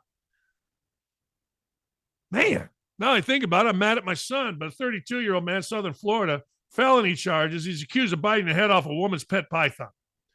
Apparently, a man and a woman were arguing in an apartment complex, Cutler Bay, Florida. Upon law enforcement, they heard a dispute, made several commands to those inside the apartment to open the door. Cops then eventually opened the door by kicking it down because they heard the woman scream. Next thing you know, the man inside, Kevin Justin Mayorga, attempted to shut the door and held the woman against her will. Mayorga resisted arrest when the cops attempted to put him in handcuffs, swinging at the officer, striking one of them in the eye. He was placed in shackles. He was restrained. While he was restrained, the woman told the cops, hey, look, Mayorga bit the head off of my pet python. The snake was found with no head. Charges are third-degree felonies. He could face 5 years in prison, 5 years probation, and a $5,000 fine. Listen to this. According to Petco, adult ball pythons measure 4 to 5 feet long, can live 30 years. Unlike Burmese pythons, which are considered invasive to Florida's wildlife, ball pythons are rarely found in the wild and are no known reproducing population of common household pets. So this is just a nice little pet python. Dude bit his head off. I got to tell you, my friend Daryl Collins, when we had the Jack Bennett screen door open, which was a drunken golf outing when we were in high school. Yeah, okay, sorry. We're on about the 15th hole. Daryl, myself, and others were kind of hammered. It's hot out. Laying on the green. Public course, shirts off. There's a frog bouncing around. Daryl, who was arguably the toughest kid in our class, looks at me, looks at the frog, grabs the frog, bites its head off, throws the frog, spits out the frog's head. I can still remember it to this day, and that would have been like in 1979. Every time I see that golf hole, I think about Daryl laying on his back, biting a head off of a frog, and then spitting it out. Man. Hey, Nick 2 actually owns a machete, and Nick 2 says, don't at me. I ain't atting you. You're the owner of a machete. I'll never at you. Maybe long distance like this. So we got Nick, Dylan, Ryan, Nick 2, Dan, Aaron. Only one machete owner? I think I used to have a machete that we got in Mexico. It had one of those sheaths, right? It was one of those deals. Good for Nick. Nick's the man. Nick's the man. All right, we'll be right back. Dan Wetzel. Look, Matt Araiza, falsely accused. Is he going to be on an NFL team? What's going to happen with him and Trevor Bauer? Can't wait to talk to Danny Wetzel, Yahoo Sports, who broke the story. What would you be willing to sacrifice for a Tennessee Vols championship? My wife. Your wife, Never okay. up in a second. I'd let you take my whole left foot. My whole left. The whole left foot. The entire thing. Take it off. Can we go up to the knee? Like, as long as I can use, like, not just below the knee. Below the knee. A lot. A lot. It's been tough being a Tennessee fan since 98. I mean, I wouldn't give up, like, my firstborn or anything, but close to it. I think your son said he was willing to sacrifice his entire left foot. Well, he gave up his left foot. Well, I give up my right foot. we could that way hobble along. He'd have the left, I'd have the right. Well, first of all, where Tennessee beat Alabama 52-49 last year, I gave up a marriage for her. What do you think the punishment should be for Michigan and Jim Harbaugh? Oh, God. They need a couple years of post like bowl game ban. Absolutely, without a question, if everything comes to fruition. And if they're giving information to South Carolina about Clemson and Tennessee from last year, I say you just disband the entire program. Death penalty? Get rid of them. Get rid of them. They don't deserve it. Ohio State should beat them for the next 30 years in every sport. I mean, that's even worse than not getting to compete in a national championship. Yeah, but cheaters don't deserve to compete for a national championship, especially a guy like Harbaugh. Send him to the Bears so he can try and steal some signals there and see what happens to him then. I think they gave our signs to South Carolina last year. Mm-hmm.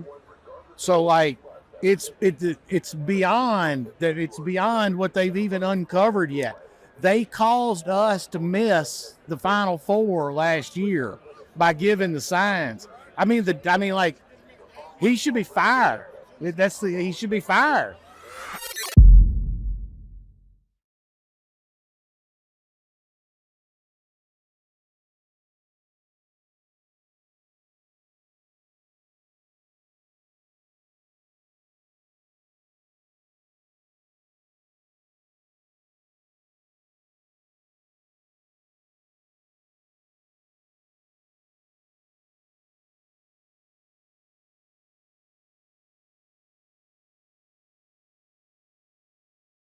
I always said Charles Robinson, Dan Wetzel, Pat Forty, and Pete Thamel, if they coming at you and you're a coach, they already know, and you might as well just admit it.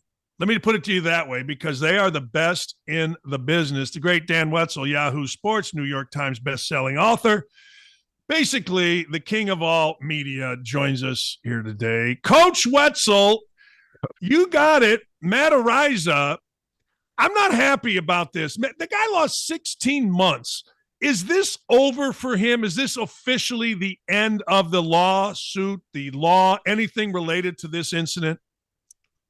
Yeah, I think it's fair. I mean, look, anything could come up later, I guess. But at this point, what you have is there was a party. It acknowledges a consensual situation with this woman, but denied at any point from the get-go that he participated in a gang rape or any kind of sexual assault.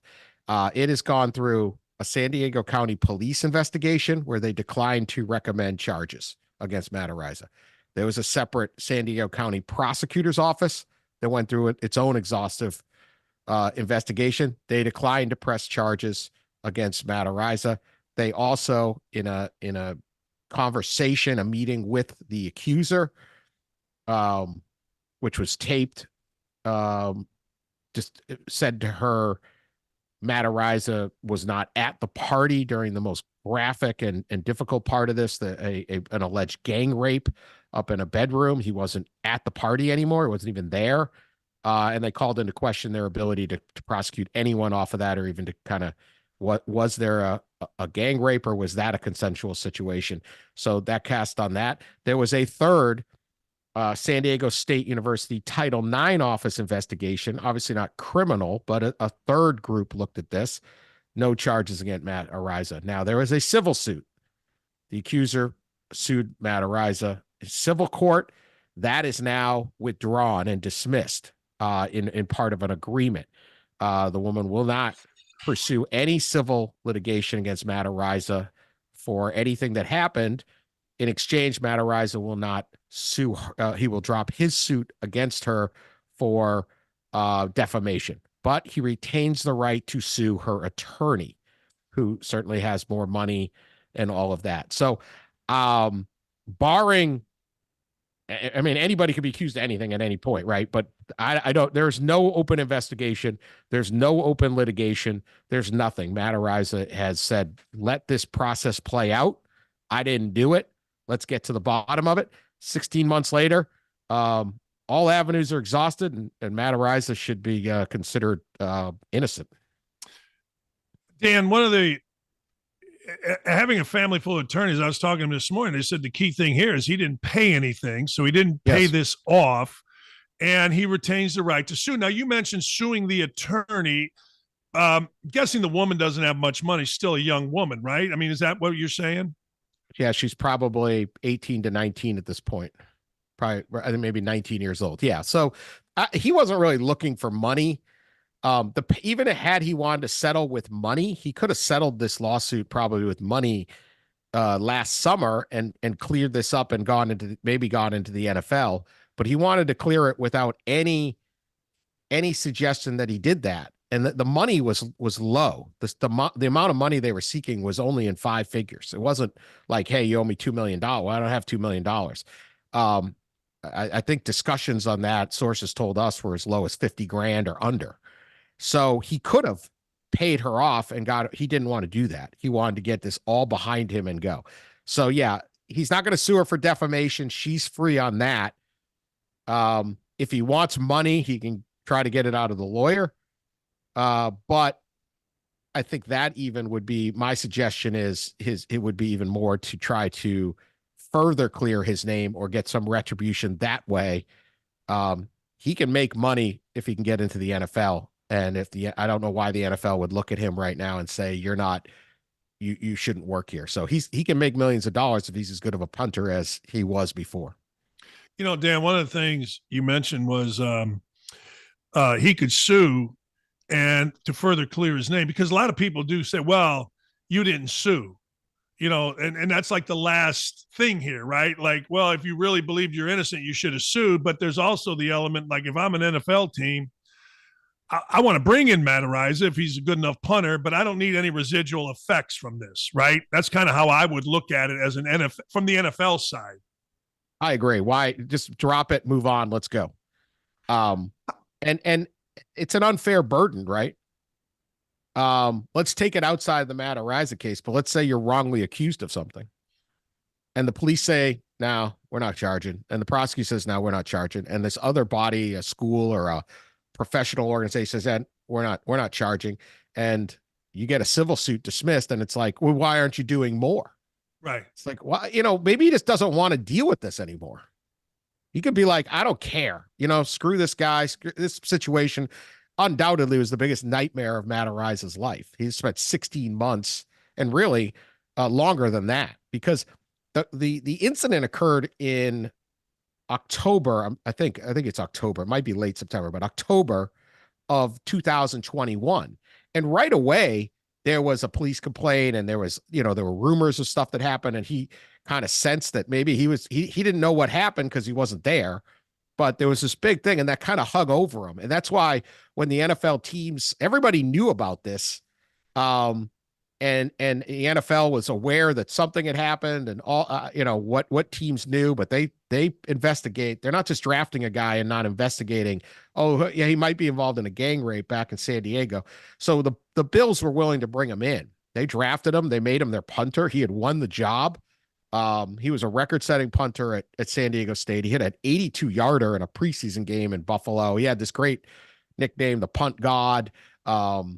He was kind of a fan favorite. And then when the civil suit came out, there was such an uproar, and the details of the allegations were so graphic and so disturbing that they cut ties with him. But to suggest that he needs to do more than simply be like, nobody thinks I did it, I don't think is really a fair burden for him.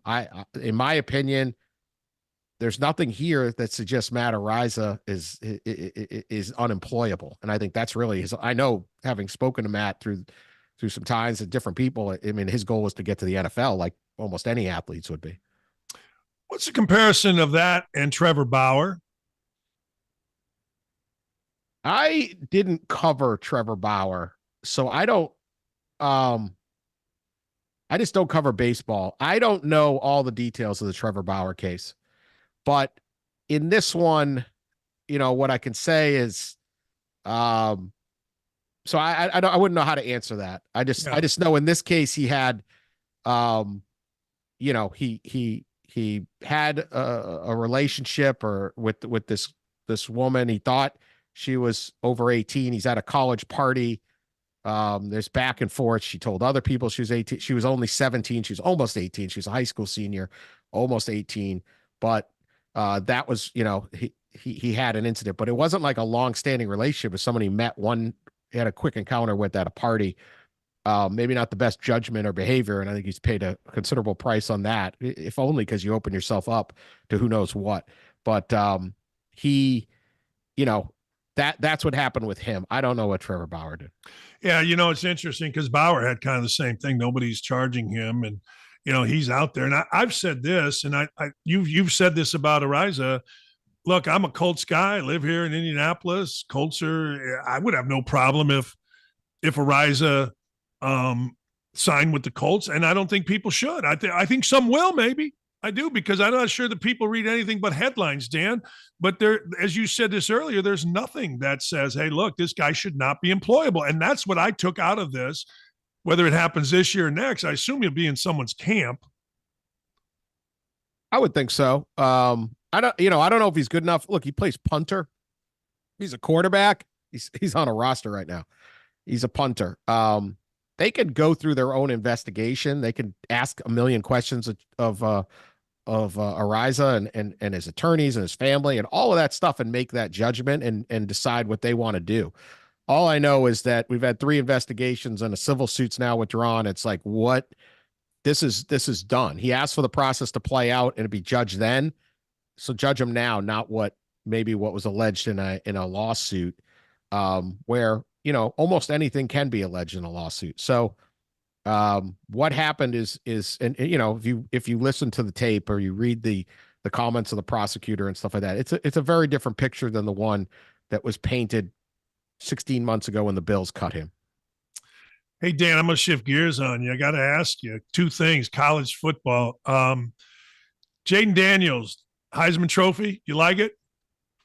Yeah, I was fine with it. He's an excellent player. I thought he was actually, I should have bet it. He was my preseason. No kidding. Oops. I also had LSU in the playoff then. That didn't work out. I liked what Michael Penix did, but in big moments, I think he was a tremendous story. But I think the consistency of Jaden Daniels, it's funny, the least effective game he had this year was against Florida State, ironically, or whatever. Coincidentally, who knows? But he put up some great numbers. Is a worthy thing. I don't think anyone went out and just seized the award this year the way some years it's kind of obvious. So the voting was a little closer than normal. I got 2 questions about the college football playoff. 1, your thoughts on Florida State left out. 2, I'm saying, I'm looking at my crystal ball and I'm saying Alabama, Michigan, because of everything surrounding all this, is going to be the highest rated football game ever. I think this is going to draw more interest as we get closer. Give me your thoughts on both questions.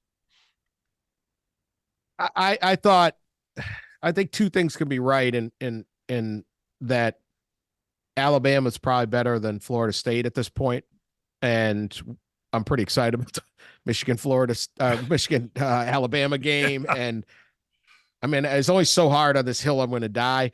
I do believe though that when you are just making judgment calls, that's not a great way to do it. And they say, well, their task was to find the 4 best teams. Their task and the amount of protocols and considerations and data, they consider everything. And when you consider everything, you consider nothing. You consider whatever the heck you want. And so to just sit there and say, well, I think Alabama's better, we're just going to put them in.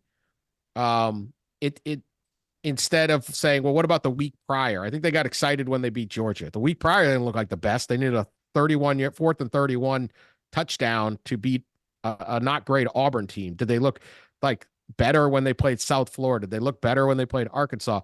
I think the timing of that victory over Georgia was enough. My feeling was the committee was like, we got to have an SEC team in there. Maybe they don't say that out loud. But when you go 13-0, when your defense proves how good it is, when you're getting judged in the ACC championship game because you're playing a 3rd-string quarterback, when your 2nd stringer is coming back. Like, I felt like the offensive performance of Florida State in that Louisville game shouldn't have mattered because Kate Rodemaker was going to come back. And so whatever the offense was doesn't matter. And you shouldn't be about style points. Like if you can win running the ball, win running the ball. Michigan beat Penn State this year, rushing the ball 32 consecutive times because they knew that would get them the victory. And that's all they cared about. It wasn't about, boy, do we look like a balanced offense or can we get J.J. McCarthy Heisman number? No, it was like, hey, we're going to beat Penn State if we just run the ball and play defense. So they did. You shouldn't be punished for that. So I really hated the consideration of the committee. I don't think they did a very consistent job. I thought it was a poor decision by the committee, but I, like you and probably 28, 30 million other Americans, are going to be pretty excited to watch Alabama, Michigan. I always say this. I remember in 2000 and 2002 at Bowling Green, we got left out of the NCAA tournament, and I lost my mind and, called guys on committees. And then I went through that mock selection deal in Indianapolis, and I'm like, this is interesting, But I got to believe, Dan, and you can tell me to go pound sand and I'll accept it. I got to believe somewhere in there, they simply, and I know it's more than this, they decided, I'm tired of Michigan. We know we got the goods or whatever we got on Michigan. Who's the best team to beat Michigan? That team is Alabama. We're playing Alabama against Michigan. Oh, the setup to beat Michigan. Take Michigan out. I don't know. That interesting. They could have moved them to 2. And moved Washington to number 1. They could have moved Michigan to 2. Washington had a case to be the number 1 seed. So I think if that was the case, and I don't know, who knows? I love a good conspiracy theory, especially when it doesn't matter. They could have. I think they would have moved Michigan to 2. Said Washington gets the number 1 seed, and then you're playing Texas, and then you're playing maybe Alabama. I don't think that was it. I think if anything, it was. I think what happens is the committee, they're well-meaning people, right? They volunteer for a very tough job. I don't know why you would do this thing. You got to fly to Texas 6 straight weeks, spend days ranking number, late November, you're ranking the 21st team over the 22nd. Who cares? None of it matters, right? Thankless job. I think what they want is the easiest explanation they can throw out there. And the hardest explanation, the easiest one for them was, Jordan Travis is hurt. We don't think FSU is good enough. We're taking Alabama and Texas because I think it was about they had to get an SEC team in there.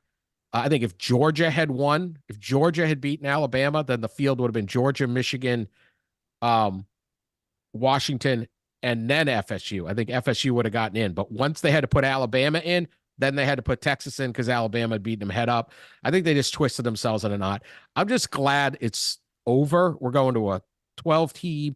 There is a way to play your way in. You win your conference, you got an automatic bid. The top 5 to 6 conferences. Will there be arguments over should we take a 10-2 Ole Miss or a 10-2 Penn State? Sure. Will that be bitter? Yes. But I care less than a 13-0 team getting told you didn't do enough. Yeah, I tell people, there's 33 at-large bids in the NCAA, and we argue about the 34th like it's, it's cats and dogs. But I always said this, and this is what fascinated me this year. For the most part, I've said every year, this will play itself out because it seems like it always has. Well, once in a while, the Ohio State got in. Okay, fine. But this year, it just simply didn't. So, people say the system is broken. I've heard that a lot. System is broken. Well, it's fixed. Right? It's fixed, right? That's a dumb argument because the thing is fixed. It's fixed now. All these politicians jumping in. Let's investigate. Let's have it's getting fixed. Okay. We fixed it. What happened? We know, whatever. They had to make a call. You got a committee room and you got 5 good choices and you got 4 spots. What are you supposed to do? That's right. I mean, so I would have said, look, SEC, you're out. It's just the way it worked this year. But at the same time, I understand the argument of like, dude, the SEC's won 13 of the last 17 championships. 4 times during that span, they played each other for the championship game. This is the best league. This is Alabama. This is Nick Saban. They just knocked off the 2-time reigning champions. They just ended a 29-game win streak. And I know past years shouldn't matter and all that. Like I said, I'm not going to sit there and be like, that is the most outrageous. They didn't just throw, Missouri in at 10-2. They put Alabama in the thing. And so all the politics, all the grandstanding. It's like, give it up. It's fixed. We got a new system. We don't need hearings. We don't need lawsuits. We don't need anything on this. It's terrible for Florida State. I feel bad for their players. That team, everybody on that team did everything they were supposed to do, and they lost because of a bad decision to create a 4-team playoff 10 years ago, not expand soon enough, and their quarterback got hurt. And it just is what it is. But we don't need a congressional hearing on this. No, we don't. And I've said forever, give me more teams because I want appointment TV because I'm bored and I want to watch stuff. Well, this weekend will be 4 playoff games next year. Yes. 4 playoff games on campus. Instead, you're getting the Pop-Tart Bowl or whatever. And you'll probably, I'll probably watch. But I'd rather watch a playoff game. Hey, last thing before I let you go, and this is a college football thing. I saw you tweeted this out. A lot of people are all of a sudden Nebraska must just gotten an influx of money, NIL money here, because they're all of a sudden they're paying, looks like the best quarterbacks, right? The kid decommitted from Georgia, the former player Reinola, and then of course the kid from McCord is looking at Nebraska. Nebraska's going to be a player, right? Well, they always had money in Nebraska, and I always thought NIL would be great for Nebraska. A lot of the criticism of NIL is like, only Alabama and Georgia will get all the players. They got all the players before. A place like Nebraska's problem is, how do you get players to come there? Because it's distant from where they live. There's not a lot of talent in state or any of the surrounding states. So why do you take a job? Why do you move your family for a new job? You do it because often, hey, I got a 20% raise or something like that. So Nebraska's got money to compete. Matt Rule is an excellent football coach, just came from the NFL. He's a great destination for Kyle McCord. I think if they can get Kyle McCord for next year, it's a huge boost for their program. Dylan Raiola is the #1 quarterback recruit in the class of 2024, current senior. He is committed to Georgia right now, but it appears he may flip to Nebraska. Now, their connection there, certainly they can match whatever funds or even pay more, but funds probably aren't the main motivation. His dad, Dominic, was a All-American, one of the best offensive linemen they ever had in Nebraska in the late 90s, and played many years in the NFL, mostly for the Detroit Lions. And his uncle, Donovan, is an offensive line coach there. So Nebraska was always involved with Dylan Raiola. So I don't think it's just this is a bidding war, but NIL helps even that playing field and gives a school like Nebraska a chance to say, hey, you got a connection here. We got a great situation. And that's happening all over. The top 10 recruits, if Dylan Raiola flips from Georgia to Nebraska, the top 10 football recruits in America will be committed to 10 different schools. They're spreading out. That includes Missouri, Texas Tech, there'll be Nebraska, they're spreading out because schools can prioritize and say, you're our #1 guy, and we can show you with money. Don't go to these schools that you're the 3rd guy, the 8th guy, the 22nd guy on that thing. The talent is actually spreading out in high school recruiting. Now, they all transfer after a year, but hey, whatever. You know what? People talk about Indiana, and they always say Mark Cuban. What they miss is this. Mark Cuban is the most famous alum, but his partner, Mark Wagner, who started broadcast.com, is richer than Cuban. And he's an Indiana grad. His mother and my mother are best of friends. I'm on this thing to get screw Cuban. I want Mark Wagner and Cuban money. We got to become a player here at Indiana, Dan. Anybody this is awful. Anybody can. Here's the thing. If you said, how do we get Indiana to be able to beat, say, Ohio State for a recruit, Notre Dame, Michigan? Well, it's very hard. They rarely do. You need an in-state player or whatever. Well, we have to build, because Ohio State, Notre Dame, Michigan, they have 100 years of tradition. They have bigger stadiums. They have bigger, fan bases. They have all those things that got built over decades, particularly the last 50 years. How in the world can we do that? We can build facilities. They can build facilities. Money changes things. How does if salary didn't matter, salary and opportunity didn't matter, everyone would only work for the biggest companies in this country. Instead, people go, no, I like this small company I'm working at. I'm working at a startup. I like this situation better. I don't want to go to General Motors or IBM or Google or whatever. I'm getting 20% more here, or I have more freedom. When you can offer more money and a starting spot, you're not fighting a depth chart. Why not Indiana? It's still football, right? So there's a lot of opportunity. It levels the playing field by knocking down the importance of tradition. That is the hardest thing for upstart programs to overcome, because how do you get more tradition than Ohio State or Michigan or Georgia? You just can't. No, and all of a sudden, to your point, Oklahoma's become a feeder system for Oregon with that quarterback leaving Oklahoma. That's crazy to me, Dan. Well, they got a great they got a great 5-star they brought in who was a freshman. So a lot of it is this, right? You talk about Kyle McCord, you talk about Dylan Gabriel, who's leaving Oklahoma to go to Oregon. You sitting down with your coach saying, am I going to be a starter next year? Well, you're going to have to compete for the job. I'm not sure. Well, look, if you've got pro aspirations or you just want to play college football, you don't want to be set. There's only one quarterback. This isn't like basketball or something else. We'll find a spot. I'm the quarterback. I want to start. So rather than let a depth chart stack up and a Kyle McCord say, well, maybe I'm not the starter next year at Ohio State and I get buried, I don't want to risk it. I'm going to go somewhere where they value me and say, yeah, you're going to be the starter. And I want to play football, right? I didn't come to college to be second string. I want to win. I want to play. And so you say, look, all right, Nebraska's great fine. What's the difference between what tangibly is different between Ohio State and Nebraska?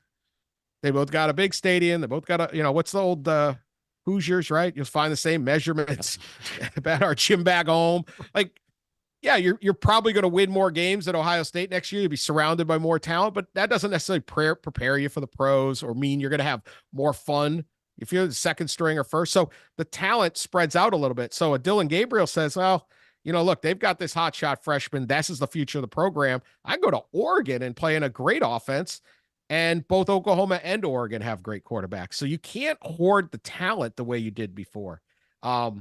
Most of the predictions about how the transfer portal and NIL were going to consolidate talent at the top are wrong. That's not how it works in economics, and it's not how it's playing out right now. It doesn't mean that Alabama and Georgia and Ohio State aren't still going to be really good. Of course they are. They're going to have the preponderance of talent, but they're not just getting everybody, because kids are sitting there saying, I mean, this McCord kid, he's the starter. He's the returning starting quarterback at Ohio State. No one would ever leave that job, but he is, because he's not certain he's going to be the starter next year or whatever played out.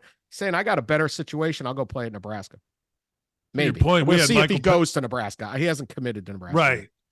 We had Caleb DeBoer, the coach, and Michael Penix on our campus, and they left, and they should have. I mean, there's no question. By the way, my mother chimed in. It's Todd Wagner, not Mark Wagner. Well, Thank you. Help your recruiting efforts if you knew his name, Dan. Well, it would help, but I'm not. I mean, there was a time I would have known his name and tattooed it on my ass, Dan, if I was the football coach. Hey, last thing, to that point you just made. Why is Arch Manning at Texas? Well, I think he stays. We'll see. He could transfer, especially if Quinn Ewers returns for another year. We don't know, but the Mannings are a little different now. They're very patient. If you go back to Eli, now I know it's a totally different era, but Eli redshirted his first year and then barely played his second year at Ole Miss. And then went on. It's not a family that's looking for money. They can create their own NIL deals by throwing them in, any number of commercials that his uncle's father and dad are in. So, if he's happy at Texas and developing and is going to get a little bit more playing time next year after a redshirt year, and then have 3 years where he might be the starting quarterback at Texas, as many as he needs, then I could see him staying. I think people have different paths. And they have different motivations. Some guys want to stay and fight and play. Some guys are sitting there saying, look, I only get a few years of eligibility. I only get a few years to do this. I only got so many opportunities to either impress the pros or just enjoy playing college sports. I'm going to go where I want to go.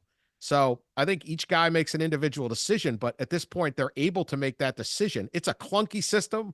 No one would design it this way. I'm not saying it's not frustrating for people, but there is a lot of freedom for everyone to kind of do what they think is best for themselves. And since everyone's over 18, I can't really have a problem with it. No, I don't either. I really don't. I've always said, hey, man, I guess if I was coaching, I might have a problem, but I'm not. So I get to watch and I figure out better games. Dan, I appreciate you, man. Thanks for coming on. This is great stuff. I kept you way too long, but I just having a great time talking to you. Thanks for coming on, Dan. Anytime, Dan. You know that. Thanks for having me. That's a great Dan Wetzel. You can catch him Yahoo Sports. There he is right there. He's talking about civil suit dropped against the punter god. And, of course, Nebraska being relevant. Nebraska's fans are the best in the country. I'm telling you right now. Nebraska basketball has never been really relevant, and they sell that place out every single game. And it is a professional type place. They have the Haymarket District. It is gorgeous. It is beautiful. And I am all in on Nebraska. Hey, thanks to everybody, including my mother, for contributing to the show. Nick and Nick were all over me too. It's Todd Wagner. But when I saw Mama, I figured I better get that thing straightened out. Dylan, awesome job. Ryan, fantastic. Thanks to all of you on the YouTube chat and other places for being here. We're going to be right back at it here tomorrow. Keep it here for everything. We got Hot Mic coming up at 3 o'clock. See you.